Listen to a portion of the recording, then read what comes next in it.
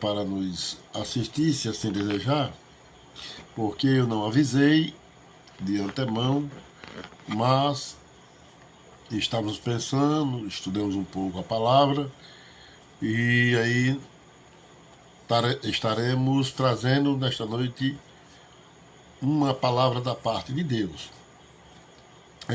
Já está conosco na tela o nosso presbítero irmão Washington, nosso pastor aqui, nosso co-pastor aqui na Assembleia de Deus em Viçosa. Deus abençoe, meu amado irmão, meu amigo. Deus continue abençoando a sua vida e a vida da sua família. Continue lhe dando essa graça para prosseguir e servir ao Senhor com muita alegria. É o que nós desejamos. E também, se algumas pessoas quiserem nos assistir, caso queira que citamos de onde você é, o seu nome, da sua cidade, caso desejem, você coloque o seu nome e aí a gente está divulgando aqui pela sua presença na nossa live. Boa noite, a nossa amiga Josineide Marinho. Deus abençoe a sua vida, minha irmã. Tudo de bom para você, para a sua família. Espero que pacientemente vocês queiram escutar uma palavra da parte de Deus, porque Deus ele tem uma palavra para nós. Eu não digo que Deus tem uma palavra para você. Eu digo que Deus tem uma palavra para nós, porque todos nós somos carentes de ouvir a voz de Deus, seja de uma forma revelada pela palavra, seja de uma forma revelada pelo Espírito Santo, seja uma forma revelada por visões, caso Deus queira dar. O importante é nós ouvi-lo, porque nós somos carentes da misericórdia de Deus. De Viçosa, tá certo, de Viçosa. Deus abençoe a nossa amiga, Acho que é a filha do nosso irmão, nosso amigo Lídio, Deus abençoe sua vida, viu? Também conosco está o nosso irmão, amém. Estaremos orando sim, viu? No término da nossa live estaremos orando por você, certo? Agora sim, já estou... Porque tem hora que a foto é pequena e tem um pouco de dificuldade na visão. E às vezes e eu tenho outras pessoas com esse nome, Josineide, Então Deus abençoe sua vida, minha filha, viu? Deus abençoe você, sua família e seus pais. Também o nosso irmão Montenegro Neto, A paz do Senhor, irmão. O nosso irmão Montenegro, tivemos o prazer de conhecê-lo, de se congregar com ele na Assembleia de Deus em Alto do Rodrigues. Deus abençoe sua vida, meu filho, a vida da sua família. É isso que nós desejamos a você, certo? Então nós vamos trazer nesta noite uma palavra da parte de Deus ao nosso coração.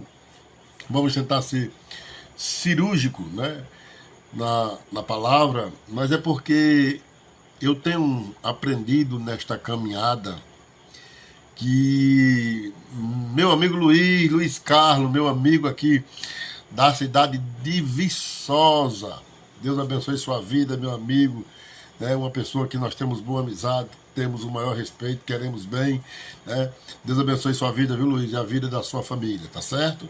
Seus pais, filhos, Deus abençoe. Filho, Deus abençoe. Então, muito bem.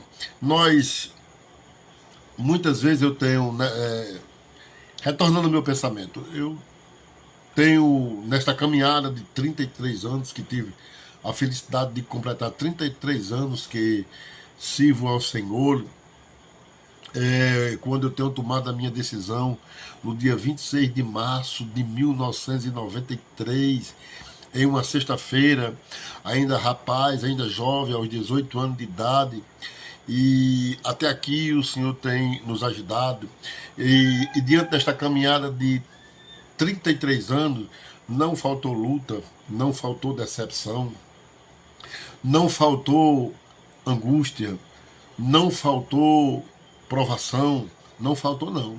Durante esses 33 anos de evangelho, tudo isso aconteceu na minha vida e certamente acontecerá enquanto aqui viver. Porém, também de forma esperançosa, à luz das Escrituras, eu também posso confiar que não faltou a presença dele. A presença dele também não faltou. O consolo não faltou, a sua misericórdia, a sua vontade, a sua bondade na minha vida. E aí, nós vemos também como, de forma convicta, o apóstolo Paulo escreve no capítulo 8, e a partir do verso 31, quando Paulo escreve para a igreja que está em Roma, que é chamado de Romanos, ele escreve e diz assim: que diremos, pois, se Deus é por nós, quem será contra nós? Veja o que é que o apóstolo Paulo está falando para conosco. Que tudo apareceria, mas nenhuma coisa daqueles que está em Cristo e Cristo está nele, seríamos vencidos, certo? Então, assim, as lutas, as dificuldades, as angústias, as decepções, né? Não só com os outros, mas com nós mesmos, que somos falhos, não, não vai deixar de existir. Mas também, se tivermos confiantemente nele, certo? Na pessoa de Cristo, também a sua presença não vai deixar de existir na nossa vida. Porque Deus,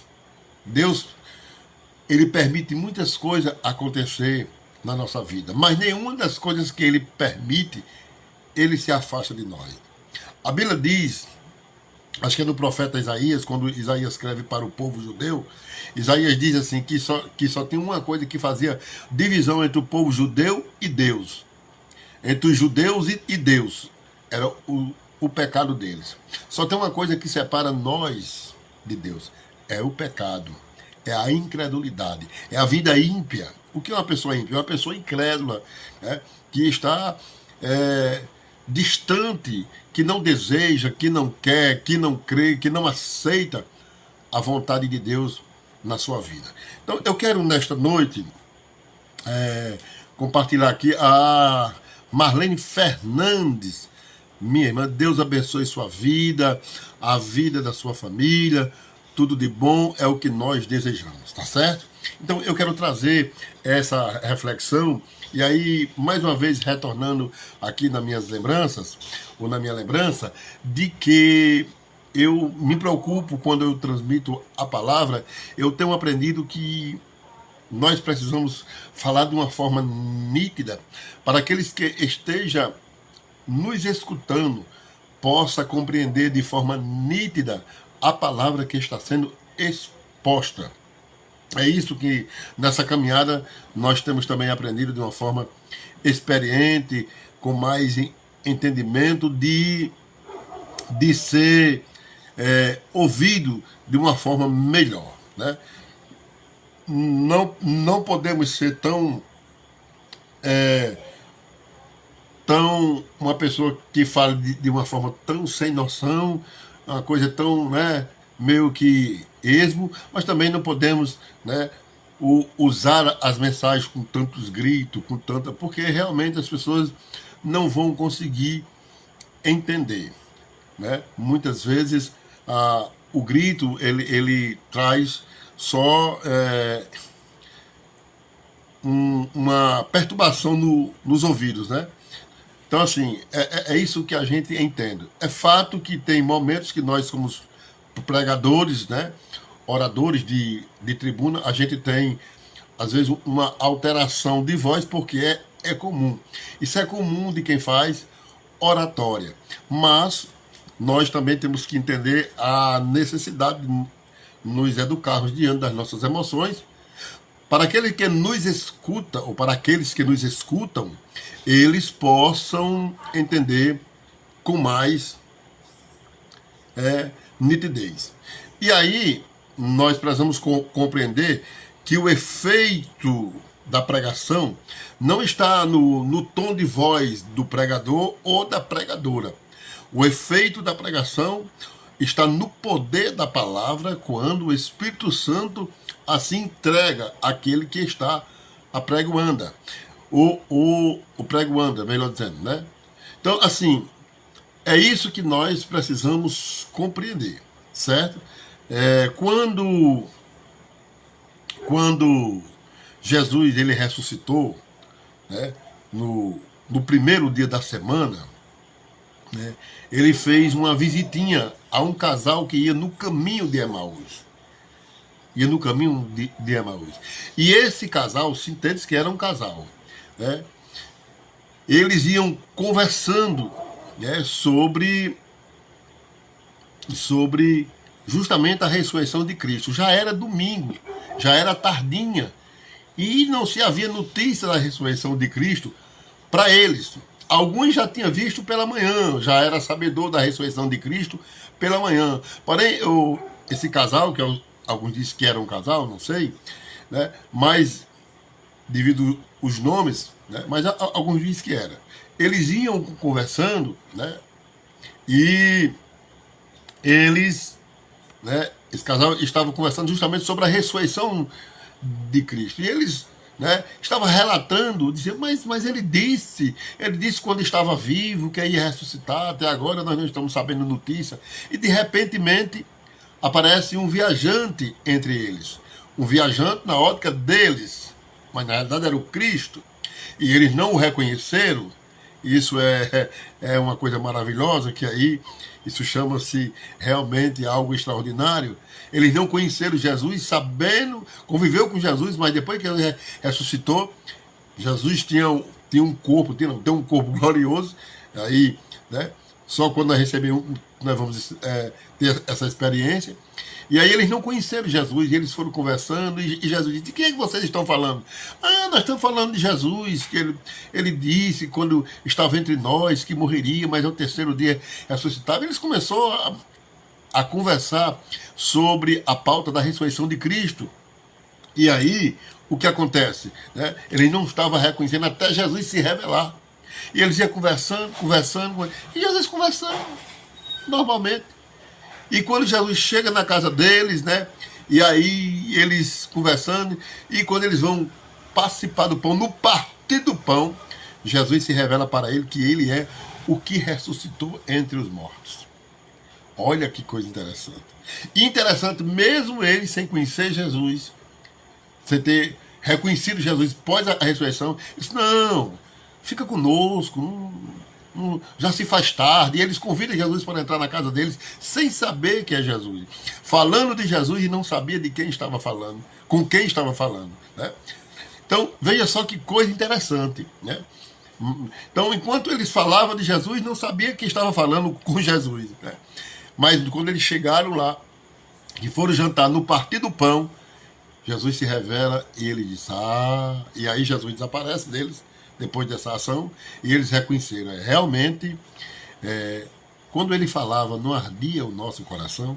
Então, amados irmãos, amados amigos, não é o tom de voz que traz autoridade. Não é o tom de voz que convence o ser humano, mas é a mensagem. É a mensagem que convence o ser humano quando ela é compreendida e crida, certo? Então, é isso que nós precisamos compreender, certo? Nós vamos aqui ler rapidamente, e aí eu já vou só trazer um parâmetrozinho aqui bem interessante, uma reflexão, que diz assim, capítulo número 2, versículo de número 1 diz, e aconteceu naqueles dias que saiu um decreto da parte de César Augusto, para que todo mundo se alistasse. Este primeiro alistamento foi feito sendo Cirênio, governador da Síria. E todos iam alistar-se, cada um à sua própria cidade. E subindo da Galiléia, subiu da Galiléia também José, da cidade de Nazaré, a Judéia, a cidade de Davi, chamada Belém, porque era da casa e família de Davi, a fim de alistar-se com Maria, sua mulher, que estava grávida. E aconteceu que, estando eles ali, se cumpriu se cumpriram os dias em que ela havia de dar à luz. E deu à luz ao seu filho primogênito, e envolveu em panos, e deitou-se numa manjedoura, porque não havia lugar para eles na estalagem. Amém? Muito bem, eu quero aqui, rapidamente, eu li até um pouco rápido para nós refletirmos, e já encerrarmos essa mensagem muito conhecida. Todos nós, quem é religioso, né, quem é cristão, quem é religioso, conhece um pouco dessa história que está registrada nas Escrituras sobre o nascimento de Jesus. Todos nós sabemos que Jesus veio ao mundo através da geração do Espírito Santo, ou seja, o Espírito Santo o gerou no ventre de Maria. Todos nós sabemos dessa história. O gerou. E aí, para nós entendermos justamente aquilo que eu falei a princípio, que a nossa vida ela é de altos e baixos, é de lutas, de dificuldade, de tantas coisas. Mas o que nós não podemos é desanimar, porque estamos em um mundo coberto de aflição. Isso é fato. Isso é uma realidade. Irmã Luciene Salles, a paz do Senhor Jesus Cristo. Irmã Luciene também serve ao Senhor na Assembleia de Deus, certo? Ali numa comunidade de Alto do Rodrigues, chamado Tabatinga, onde eu tive o privilégio de ser dirigente. Deus abençoe sua vida, a vida da sua família. Mando a paz do Senhor e um abraço para o nosso irmão Antônio, lembrança para o mesmo. Deus abençoe, viu, irmã Luciene? E oreis por nós. E nós já sabemos um pouco, né, sobre essa história. Até se comemora o dia do nascimento de Jesus, né, que é segundo o calendário de Gregório. Jesus nasceu no dia 25 de dezembro. Isso é o que diz o calendário Gregório. Mas Jesus não nasceu no dia 25 de dezembro. Não. Jesus não nasceu nesse mês. Não. Provavelmente Jesus já nasceu um pouco bem antes. E aí, sobre um parênteses, mas se é comemorado no nosso país que Jesus nasceu no dia 25 de dezembro. Mas ele não nasceu no dia 25 de dezembro, só reforçando aqui. E aí, meus amados irmãos, Jesus, ele foi gerado pelo Espírito Santo, todos nós conhecemos essa história. E aí nós começamos a ver que o próprio Filho de Deus, ele já começa a passar por lutas, né, por dificuldade, desde a partir da gestação de sua mãe, certo? Quando Maria estava próxima para ganhar Jesus, né, para dar à luz o seu primogênito, o que acontece? O imperador César, ele agora bota em seu entendimento de que todos os judeus teriam que fazer, né, um alistamento, um recenseamento, uma nova contagem, porque vale salientar que nos tempos de Cristo, quem dominava era o Império Romano, tá certo? Era o Império. Então, César Augusto, se não me faz a memória, acho que é até um título, não sei se é um título, mas eu acho que é. Depois eu vou averiguar direito. Ele dá ordem para que tenha-se um alistamento, ou seja, um recenseamento, uma nova contagem, né, do povo judeu. E por ordem, todos aqueles teriam que retornarem à sua terra de origem, à sua cidade de origem, sua terra natal. Então, José era de Nazaré, certo? E estava habitando na Galileia. Então, ele precisou retornar para Nazaré, sabendo ele que Jesus poderia, né, nascer, Maria poderia, sabe isso, que durante essa viagem ela podia dar à luz, que de fato foi o que aconteceu, certo? E aí nós começamos a ver que o Filho de Deus, né, no termo da encarnação, ele veio ao mundo. Observe que coisa interessante. E já começou a mostrar que aqui nesse mundo existe limites, existe angústia, existe sofrimento e por aí vai. E ele provou disso, apesar que ele sabia que iria passar por isso, ele ia sentir na própria pele o que um ser humano passa, né? A diferença miraculosa é porque Jesus não tinha pecado. Isso é fato. Mas era um ser humano que sentia dores, fome, sede, angústia, como nós. Certo? Ele sendo o Deus Filho, ele tomou para si esse corpo de dores.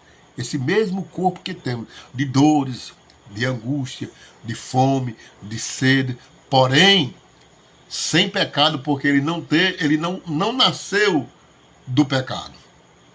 Ele foi gerado pelo Espírito Santo. Por isso que ele é o único filho de Deus. Ele é o único filho de Deus gerado. Todos nós conhecemos aquele versículo que diz: porque Deus amou o mundo de tal maneira que deu seu filho unigênito. Porque fala de um único que foi gerado por Deus. Só foi Jesus. Por isso que ele é filho unigênito. Filho da geração. Então, todos nós sabemos disso. Não foi uma questão de relacionamento sexual entre um homem e uma mulher. Foi uma obra milagrosa, poderosa do Espírito Santo, formando no ventre de Maria um corpo humano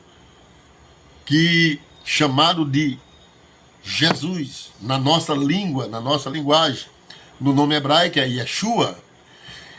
E ele nasce num período em que os seus pais estão a caminho para o alistamento.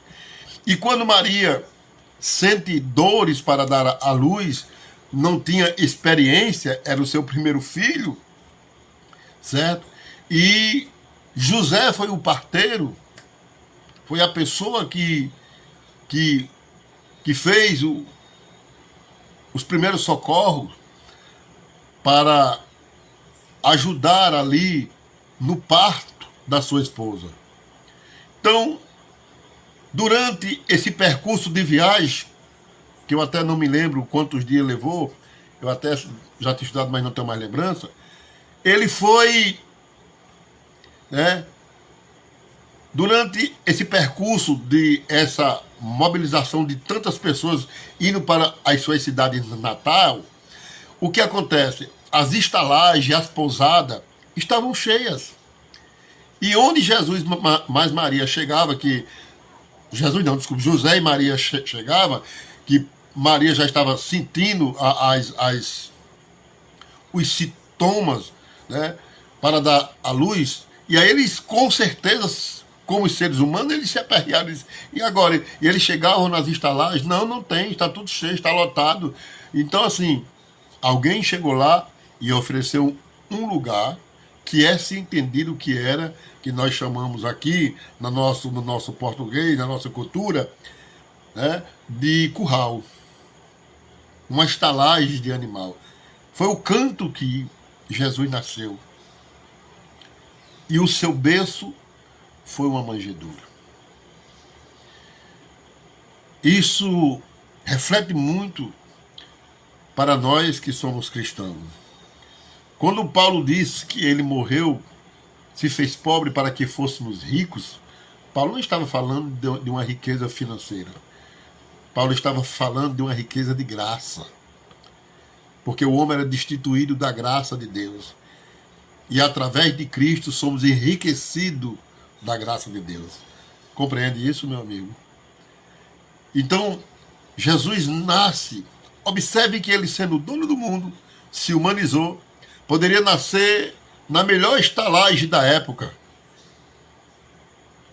Vamos usar aqui a nossa linguagem bem nordestina. Ele poderia nascer na estalagem 5 estrelas da época, digamos assim.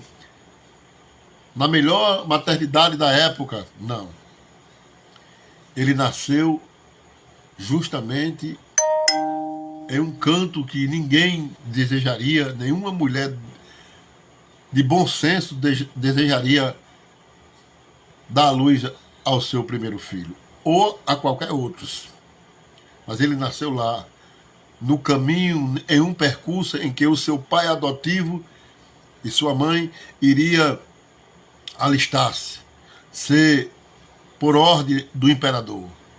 Jesus nasce ali, mas uma coisa assim extraordinária. A Bíblia não registra, a princípio, não há registro bíblico, que os homens mais importantes da sua época lhe visitou no seu nascimento. A Bíblia não revela se houve uma assistência da melhor medicina da época, nem tampouco dos homens mais importantes da época, nem do próprio César Augusto. Mas o mais importante, e é isso que devemos compreender, é que houve uma festa muito grande, uma celebração extraordinária. Os anjos saem anunciando esse nascimento diferenciado de todos. Observe que naquele momento ali estava só José e Maria. José como um assistente de enfermagem, um parteiro, ajudando a sua mãe, ou a sua esposa, melhor dizendo, ajudando a sua esposa a dar à luz a um primeiro filho. E que o primeiro filho de Maria, não sendo do próprio José, mas agradara aos seus olhos, sabendo ele que seria o seu salvador. Seria também o salvador da sua própria mãe, porque ela era mãe como um ser humano, mas na divindade Jesus era o seu salvador. Então, observe que Jesus nasce em uma situação não tão favorável. Não teve a melhor assistência da sua época na área da medicina. Não teve apoio dos homens mais poderosos, nem tampouco um canto apropriado. Mas isso não importava para Deus, porque o que importa para Deus é que o propósito dele seja cumprido. É isso que nós devemos compreender. O que importa para Deus é que o propósito dele seja cumprido. Não importa por onde passamos, não importa o que aconteça com os que realmente está designado a viver o propósito de Deus. Não, isso não importou para Cristo, mesmo sabendo que ia enfrentar até a cruz, mas isso não importou para ele, porque ele abraçou o propósito do Pai.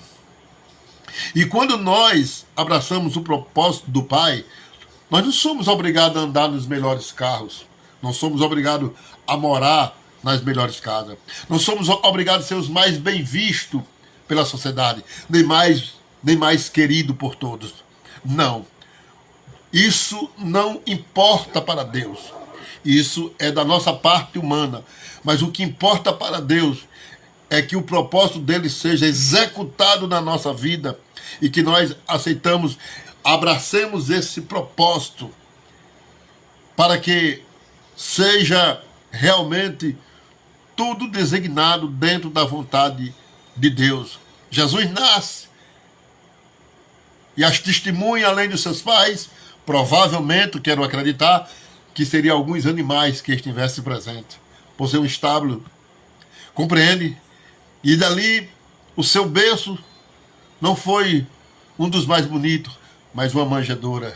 Ele é envolvido em panos e o seu primeiro canto a deitar é uma manjedoura, onde um recipiente onde os animais se alimentam. Foi lá que nasceu o Salvador do mundo. Foi lá que nasceu aquele que um dia morreria por nós. E às vezes nós somos de verdade tão ingratos. Por qualquer coisa, nós achamos que não vale a pena sofrer nele, por ele e para ele. Porque muitas vezes não somos aplaudidos, Muitas vezes não somos compreendidos. Muitas vezes nós não queremos resistir às lutas que passamos, às angústias que passamos, como se ele não tivesse passado por tudo isso. Ele passou por tudo isso. No período que Jesus estava próximo a ser entregue aos malfeitores, ou ele mesmo se entregar, sendo de uma forma mais veraz, ele estava angustiado. Ele disse: a minha alma está angustiada até a morte. Sabe, a gente pensa que foi bem fácil. A gente pensa que Jesus foi morrer na cruz sorrindo, satisfeito. Não. A satisfação de Cristo não estava no sofrimento. A satisfação de Cristo estava no que ele ia resgatar. O ser humano que pecou e distanciou-se da glória de Deus. Você compreende isso? O apóstolo Paulo diz no 3:23 de Romanos: todos pecaram e destituídos estão da glória de Deus. É através de Cristo que o homem tem o poder de se reconciliar, através de Cristo. Porque Cristo, quando a gente diz que tem o poder, é o homem que tem, porque o poder está em Cristo. O homem pode se reconciliar com Deus através de Cristo. E abrindo aqui só um parênteses, quando a gente diz assim: você quer aceitar Jesus como Salvador? Isso não tem na Bíblia. Mas a gente faz uma interpretação seguinte: se você quer o projeto de Deus na sua vida, se você aceita a vontade de Deus na sua vida, se você crê nas promessas que Cristo fez, por isso que a gente diz: você quer aceitar Jesus como Salvador? É nesse contexto que nós usamos essa palavra, quer aceitar Jesus, que na realidade a Bíblia diz assim: porque Deus amou o mundo de tal maneira que deu seu Filho unigênito, para todo aquele que nele crê não pereça, mas tenha a vida eterna. Ou seja, alguém precisa tomar uma decisão, ele precisa crer. Então, nós fazemos essa pergunta de uma forma que alguém está fazendo uma decisão de fé, e a partir dali ele está dizendo: eu quero, a partir de hoje, que Deus seja, ou que Cristo, ou que Deus seja o dominador da minha vida. Eu aceito o propósito dele na minha vida. Porque aceitar o propósito de Deus na nossa vida, disse Jesus, é tomar a cruz de cada dia. E aí vou mais além. Amar a Deus não está simplesmente em palavras ou em sentimentos. Jesus disse que o que ama a Ele guarda a sua palavra. Você compreendeu isso? Está registrado lá no Evangelho que João escreveu, capítulo 16, a gente vai encontrar esse texto quando Jesus diz assim: os que me amam guardam o meu mandamento. Não é os que diz que ama Ele. Não é as nossas expressões de fala, mas são expressões de vida, do viver, que mostra que nós amamos Jesus. Claro que falamos, tudo bem, mas não é o suficiente para provar que o amamos. O que vale é nós guardar, é estar debaixo daquilo que Ele diz: quer vir após mim? Tome a cruz de cada dia, siga-me. E o que é tomar a cruz de cada dia? O que é seguir a Cristo? É isso, é renunciar às nossas vontades, que não é a vontade de Deus. Todos nós que somos pecadores, sem exceção, nós temos vontade em muitas coisas que não é a vontade de Deus. E aí, você que não é ainda crente, como à luz das Escrituras, como nós assim falamos, você pode dizer: não, mas crente não pode desejar isso. Quem disse? Bom seria que nós não desejássemos, mas somos pecadores. A diferença é que nós temos que renunciar os desejos que não agradam a Deus. E aí, é aquilo que Jesus disse: se você quer vir após mim, negue-se a si mesmo. E toma a sua cruz de cada dia e siga-me. É isso que nós precisamos compreender. Então, nasce Jesus, e aí há uma festa, os anjos celebram, e a Bíblia diz que na vigília da meia-noite, se não foge a memória, acho que é a vigília da noite, na vigília da meia-noite, estavam os pastores. Isso aqui é pastor mesmo, pastor de animal mesmo, literalmente. Estavam os pastores com seus rebanhos, porque os pastores precisavam pastorar as suas ovelhas. os pastos lá no pasto, por causa do lobo, por causa de ladrão e etc, etc. Então, os pastores ficavam vigiando os seus rebanhos. E aí nós observamos uma coisa interessante. A Bíblia não revela isso. Se isso existiu, os evangelhos não falaram isso por interesse. Ou os evangelistas, melhor dizendo. Quando Jesus nasce, que os anjos faz essa festa, a Bíblia não diz que os anjos foi lá na casa de César, do imperador César. Não foi na casa dos homens mais importantes. A Bíblia não fala isso. Mas a Bíblia diz que os anjos, um coral de anjos, glória a Deus, visitam os pastores que estão com os seus rebanhos, conversando, sabe-se lá o quê, talvez até falando do próprio Messias, do próprio Cristo que um dia viria. Não sei, a Bíblia não revela, mas ele estava lá. O que a Bíblia revela é que eles estavam vigiando. E no capítulo número 2 do Evangelho de Lucas, verso 14, os anjos chegam dizendo assim: glória a Deus nas alturas, paz na terra e boa vontade de Deus para com os homens, a quem ele quer bem. E os anjos anunciam para os pastores de ovelha, literalmente: eu trago novas de boa notícia. É que na cidade de Belém nasceu Cristo, que é o Senhor, o Salvador do mundo. Aleluia! Naquela hora, aqueles homens confiantemente já correm para conhecer este Jesus. Os seus rebanhos, naquele momento, não era mais a coisa mais importante. Mas a mensagem que eles ouviram foi a mais importante da sua vida. Então, observe que Jesus, o Deus não se revela pela posição do homem. Ele se revela pela posição do coração. Diz Isaías, e o Salmo também repete isso, mas Isaías diz assim: Deus não resiste a um coração contrito e a um espírito aquebrantado. O que é um coração contrito? O que é um espírito aquebrantado? É um coração que se sente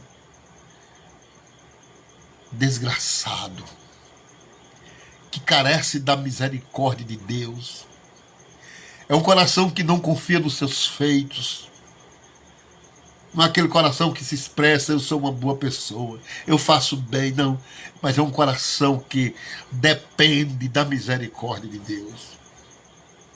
Porque nenhum dos nossos feitos impressiona Deus. É verdade que nós temos que fazer o que é bom, mas nenhuma dessas coisas impressiona Deus.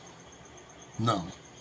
Sempre precisamos compreender que tudo que nós fazemos, continuamos sendo pecadores e que precisamos, todavia, da graça de Deus. Então, meu irmão, meu amigo, que Deus em Cristo nos abençoe. Espero que quando alguém ouvir essa mensagem, reflita. Reflita. Você e eu, ou eu e você, precisamos estar em Cristo. Precisamos estar com Cristo. Precisamos estar para Cristo. É preciso tomar uma decisão. Aceitar o propósito de Deus na sua vida. E o que é aceitar? É justamente aquilo que falamos. Aceitar Jesus é isso. É aceitar o propósito. É crer na sua morte. É aceitar os desígnios de Deus na nossa vida através de Cristo Jesus, nosso Senhor. Então, que Deus em Cristo nos abençoe. Nos dê da sua graça. E esperamos que essa palavra consiga atingir o seu coração. Eu lhe convido, meu amigo, lhe faço um convite. Visite uma igreja evangélica que prega verdadeiramente a palavra de Deus. Eu, como me congrego na Assembleia, eu convido que você desejar ir para a Assembleia. Amanhã tem um culto na Assembleia de Deus. Vá ouvir a palavra. Mas, Mangenildo, eu desejo ir na igreja de Cristo. Vá ouvir a palavra. Vá ouvir a palavra de Deus. Mas, Deus, mas eu me identifico bem com a presbiteriana. Vá, chegue lá, escute a palavra. Se torne um servo de Deus, crendo na sua promessa e na sua palavra. Amém? É isso que nós queremos. Mas como eu faço parte da Assembleia, não é a Assembleia de Deus que salva, não. A Assembleia de Deus é uma instituição e dentro dessa instituição está um grupo de pessoas que se chama igreja, que creu na palavra. É isso que a gente está dizendo. Certo? Certo, irmã Luciana, estaremos orando pelo irmão Antônio, sim, com certeza. Ele está enfermo, vamos orar. Deus abençoe a vida dele aí e restaure a saúde dele, tá certo? Ele que é obrigado por estar nos ouvindo, e você também. Então é isso que nós queremos passar para você. Não é denominação que salva, mas Deus ensina, mas sim, existe uma doutrina chamada união, comunhão. E essa comunhão abrange todos os aspectos necessários. Viver na união, unânime, na comunhão. Só abrindo um parênteses aqui já para fechar. Deus, ele é espírito. Deus não precisa de um lugar. Não, eu vou achar Deus. Eu acho que Deus não está aqui, ele está ali. Não. Deus, ele é espírito. E Cristo diz isso para a mulher samaritana. Agora, o que nós devemos entender que Deus, ele trabalha com unidade. Com unidade. Ele une o povo, porque Deus, a intenção de Deus é unir o povo. O propósito de nós ir ao templo não é porque nós vamos achar Deus lá. Se você se ajoelhar em casa verdadeiramente, Deus vai estar. Se você orar debaixo de um pé de ar verdadeiramente, orar de verdade, Deus pode revelar coisas grandes a você. Mas ele, se existe uma coisa que ele não abandona, é o amor ao próximo. Ele quer que amemos uns aos outros. E esse amor requer uma comunhão em todos os contextos necessários. Estarmos juntos, unidos. No deserto, o propósito de Deus fazer uma tenda não foi para o povo buscar ele. Não. Mas foi para o povo unir-se. E Deus levantar homens para pregar a sua palavra. A gente precisa compreender que Deus trabalha assim. Pode olhar em toda a Bíblia. Deus trabalha fazendo a parte dele e dando qualidade e condições ao homem para fazer a dele. É isso que Deus trabalha dessa forma. Você pode observar. Quando Deus, eu tiro isso por exemplo, a criação. Quando Deus cria o homem e mulher, o que é que Deus diz? Agora vocês crescem e se multipliquem. A partir daí, eu não vou mais fazer bolão de barro e soprar mais não. Agora é com vocês. Eu estou dando condições a vocês. Frutifique e enche a terra. Agora não é essa possibilidade. Deus agora entregou ao homem. É a nós. E aí nós geramos filhos, filhas. E aí a terra está povoada com mais de 7 bilhões de pessoas. Então, a importância de nós entendermos isso. Deus trabalha assim. Ele dá o pontapé inicial, porque precisa e dá ao homem capacidade para exercer aquilo que ele ordenou ao homem. Então, observe. Né? O primeiro a pregar o evangelho foi Deus. Está escrito lá em Gálatas 3:8. Quem primeiro anunciou o evangelho foi Deus. Anunciou a Abraão. Quem era o evangelho? Cristo. Apontando para Cristo. E Cristo vem, morre, ressuscita, vai para o céu, mas antes disso deixa uma ordem. Qual é a ordem que ele deixa? Ir por todo mundo. Agora é nós que temos que ir. Não vai vir mais um Cristo descer aqui na terra e pregar o evangelho, não. É nós que temos que ir. E ele vai nos capacitando. E vai nos ajudando e nós vamos. Deus trabalha conosco. Deus não precisa de nós, mas trabalha com nós. Porque ele ama o ser humano que ele criou. Então que Deus em Cristo nos abençoe. Vamos orar ao nosso Deus, agradecendo por tudo, pela bondade do Senhor. Muito obrigado pela vossa paciência. E espero que você, meu irmão, meu amigo, o meu conselho. Amanhã tem um culto na Assembleia de Deus. Se você desejar ir, vá ouvir a palavra de Deus. Amém? Senhor, meu Deus, meu Pai, neste momento tão oportuno, tão maravilhoso, eu quero te agradecer porque eu tenho, nesta noite, proclamado o teu nome, falado do teu amor, falado, Senhor, da tua vinda à terra. Nasceu como ser humano, padeceu, sofreu, mas morreu, mas ao terceiro dia ressurgiu, nos dando garantia de que o evangelho que estamos pregando é verdadeiro. Pai, eu oro pela vida da nossa irmã, Senhor, e do seu esposo.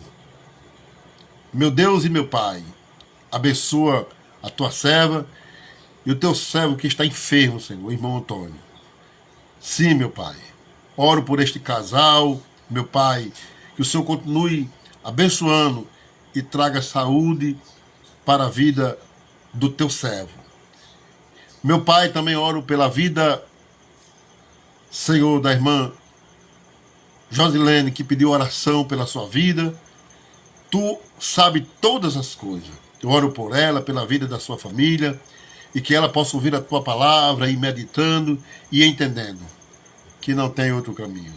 Não há outra luz, Senhor. Não há outro caminho. Só o Senhor. E a nossa esperança não é para nós ficarmos bons, ricos, mais jovens, famosos, não. A nossa esperança é que, além de nós passarmos tudo aqui, a nossa esperança é um dia ouvir de Jesus: vinde benditos do meu Pai. É isso que nós aguardamos. É isso que a nossa esperança, Senhor, se aplica, é na tua palavra. Deus abençoe a vida dos irmãos, do irmão Osto, de todos aqueles, do nosso amigo Luiz, de todos que estiveram aqui, da irmã Luciene, do irmão Antônio, tantos que estiveram aqui nesta live. Pai, eu oro e agradeço em nome de Jesus. Amém. Que Deus em Cristo nos abençoe.